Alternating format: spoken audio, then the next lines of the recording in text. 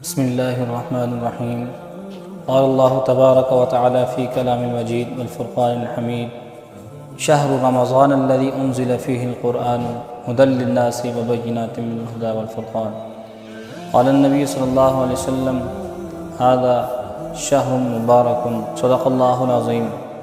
رمضان المبارک کا اصل استقبال یہ ہے کہ اپنی مصروفیات کو کم سے کم کر لیا جائے اور اپنے آپ کو عبادت کے لیے فارغ کر لیا جائے۔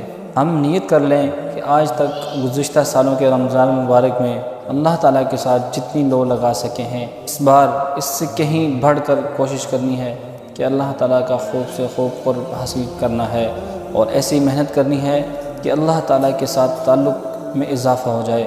ہم ان بابرکت لمحات کو اس طرح استعمال کریں کہ اللہ تعالیٰ ہم سے راضی ہو جائے اور ہمیں آخرت میں اپنے مہمان خانے یعنی جنت الفردوس میں یقینی داخل کرنے کا فیصلہ فرما لیں۔ ہمارا یہ ماہ مبارک اچھے سے اچھا بن جائے، اس لیے ہمیں چند خصوصی باتوں کی رعایت رکھنا ہوگی۔ حصول تقوی کا عزم، رمضان کی عظمت اور برکت کا احساس دل میں پیدا کریں۔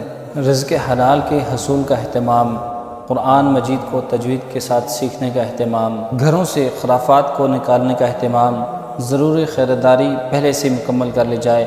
کاروباری حضرات ذخیرہ اندوزی سے بچیں، اپنے گھر کا مالی بجٹ مکمل کریں، رمضان سے قبل ہی گھروں کا کام سمیٹ لیے جائیں۔